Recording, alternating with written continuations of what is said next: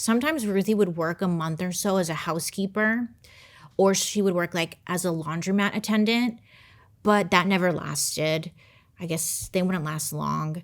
And most of her adult life, she would be on public assistance, which she would receive a freaking measly $154 a month. Like, thanks, what's that gonna do? So she and her daughter, Vernita, they managed to like maintain a good relationship despite, everything. And then eventually, I guess Vernita, she grows up, she gets older. Vernita, her boyfriend, and their 2 children, they end up sharing Ruthie's 2-bedroom apartment at Abbott. But I guess the friction between Ruthie and Vernita's boyfriend, it was just too much. And they ended up moving out. Friends and neighbors, they would say that like after that, Ruthie just kind of was going downhill. She was spiraling, really. She seemed really depressed or upset all of the time. Her neighbors noticed that she was like losing a lot of weight. She'd be out on the street or in the hallways like shaking her stick and just cussing at people. And it was clear that she wasn't taking care of herself. I guess there was one neighbor who started to notice her behavior was a little bizarre, a little odd. Like one neighbor had spotted her outside making snow angels. It was like below freezing outside, okay? And she spotted Ruthie outside making snow angels, and it was like, uh-oh. And then on hot summer days, they would see Ruthie outside bundled up in like layers of heavy winter clothes. And it was kind of clear that like her mental health was going downhill. It was getting worse and worse. And Ruthie was becoming just more and more vulnerable. This is a side note. This is why I always do makeup, because I'm so like antsy touchy. I don't know how to sit still. So I'm like, okay. Anyways, so I guess like Ruthie was just paranoid about locks. She would always like jiggle doors. She would go up to all of her neighbors' doors and just jiggle them, just jiggle random doorknobs. She would like go up to cars and, trying to open them up to see if they're locked or not. And it would like set off the car alarms. And if like a door was unlocked, she would go find the person and then lecture them that they need to lock their doors. Which fair, but like it was a lot. She was just really paranoid is what I'm getting at. And she was like living in constant fear of being like mugged or burglarized. So Vernita, remember Ruthie's daughter, she ended up telling journalist Steve Borghera that her mother had complained to CHA in like 1986 that someone had kicked through her medicine cabinet via the one next door and burglarized her, which might sound confusing, but I'll explain. In August of 1986, Ruthie ended up in a state psych ward, and her medication, she got on medications. They were adjusted, and they kept her for about a month, and then she was discharged. And she was referred to like an outpatient daycare at the Mount Sinai Psychiatric Center, which offered a free shuttle van like to and from the projects. So it's like, this is like really good for her, because Ruthie started going to the center like 3 times a week, and it was making a huge difference in her life. She's on the proper medications. She's starting to trust that there's no one out there who wants to get her. Ruthie became just like now the community or the center's like mother hen. Social workers told the Chicago Reader that she liked working on arts and crafts and would participate in group therapy. She would give advice to like the local younger girls. She was even studying to earn her GED.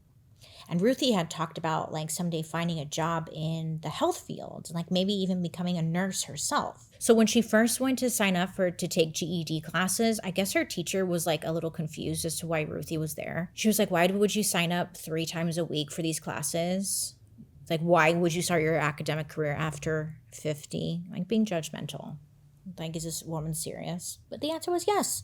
Like, Ruthie surprised everyone with how fast she picked up everything. She took workbooks home, and she religiously completed like every assignment. She was on track to earn her degree before Thanksgiving, but sadly, she was murdered that spring. It was so sad. So there was a social worker who was working with Ruthie. You know how confusing the whole government system can be?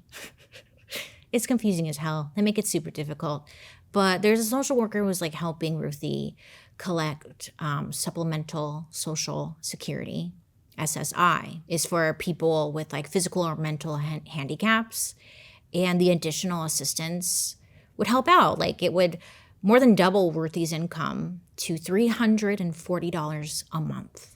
Ruthie cashed her first check just 2 months before she was killed. So with this extra money, which I'm sure we can all agree is not a lot, but with this extra money, like Ruthie was able to buy some new clothes, like a plain winter coat, nothing fancy. She also got a few like cheap little odds and ends for her apartment. And I guess like her neighbors had noticed, and she even seemed more confident and upbeat, you know? Nice. She seemed better. Like she was doing a lot better. So Vernita, her daughter, remember? So Vernita told Steve Borgia at the time her mother was keeping like any of the extra money, that extra cash at home, and she was like stacking it, hoping to add a little bit more each month. Because, you know, Ruthie was talking about putting the projects behind her and like hopefully moving to a better place. Okay, so back to the crime scene. The only things that were missing at Ruthie's house was her cane-backed rocking chair,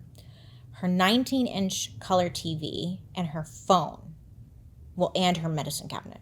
A detective went out there and interviewed the people next door in apartment 1108. Now, next door, these were actually squatters living there. So he goes in and he checks the medicine cabinet in their bathroom.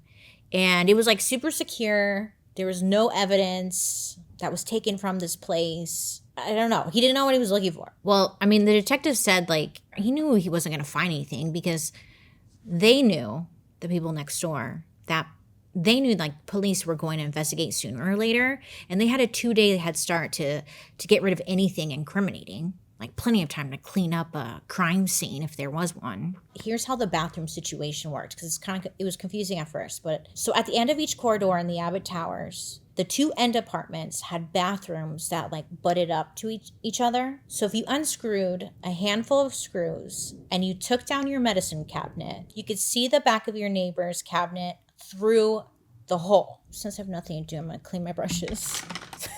So you could see your neighbor's cabinet through the hole.